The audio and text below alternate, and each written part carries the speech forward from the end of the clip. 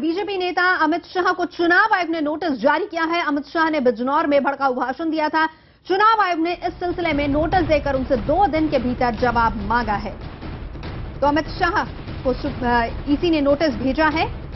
Election commission का ये notice है अमित शाह के लिए और जवाब मांगा है।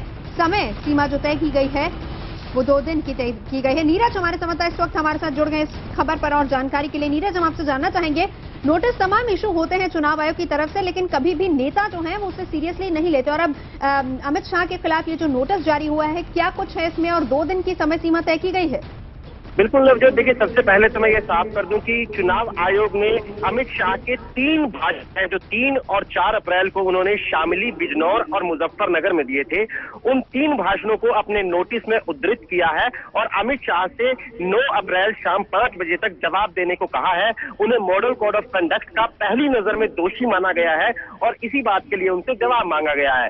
अब जहां तक इलेक्शन कमीशन के नोटिस जारी करने की बात है तो मैं ये बताना चाहता हूं अपने दर्शकों को कि दरअसल मॉडल कोड ऑफ कंडक्ट यानी चुनाव आचार जो है ये कोई कानून नहीं है, ये एक व्यवस्था है जो चुनाव आयोग ने इस उम्मीद में बनाई थी कि चुनावों के दौरान राजनीतिक दल शांतिपूर्ण चुनाव कराने में चुनाव आयोग के साथ सहयोग करेंगे।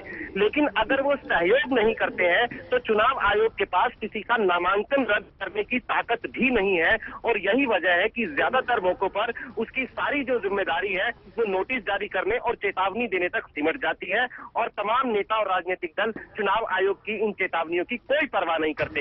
मैं ये अपने अनुभव के आधार पर कह सकता हूं कि अमित शाह के मामले में भी चुनाव आयोग महज चेतावनी देकर और आगे से उन्हें ऐसा ना करने की बात कहकर अपनी जिम्मेदारी से पल्ला झाड़ लेगा। जी बहुत शुक्रिया नीरज आपका इस पूरी जानकारी के लिए। नीरज हमारे संवाददाता जानकारी इस मामले में दे रहे थे और आपको बता दें कि इससे पहले कांग्रेस नेता दिग्विजय सिंह ने अमित शाह की गिरफ्तारी की मांग की।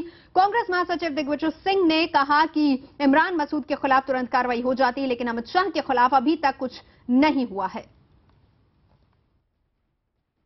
मुझे घोर आपत्ति इस बात की है, मैं हालांकि बहुत निंदा करता हूं इमरान मसूद के उस बयान की, लेकिन इमरान मसूद पर केस रजिस्टर होता है, गिरफ्तार हो जाते हैं और अमित शाह पर 2 बार एफआईआर दर्ज होती है लेकिन गिरफ्तार नहीं होते। ये तो समाजवादी पार्टी की यूपी की सरकार को क्या ये डबल स्टैंडर्ड है, क्या है ये? तो एक तरफ अमित शाह के बयान पर चुनाव आयोग सख्ती बरत रहा है, वहीं दूसरी तरफ अगर देखा जाए तो शाह को दूसरे दलों के नेताओं की बदजबानी जारी है। सुनिए मोदी और शाह को लेकर क्या कहा आजम खान और अजीत सिंह ने। वो जो दहशत पैदा करने अमित शाह आया है, 302 का मुजरिम, अपराधी, गुंडा नंबर 1 का, हमारी मजबूरी है उसे गुंडा कहने की, क्योंकि किसी कातिल को शरीफ नहीं कहा जा सकता।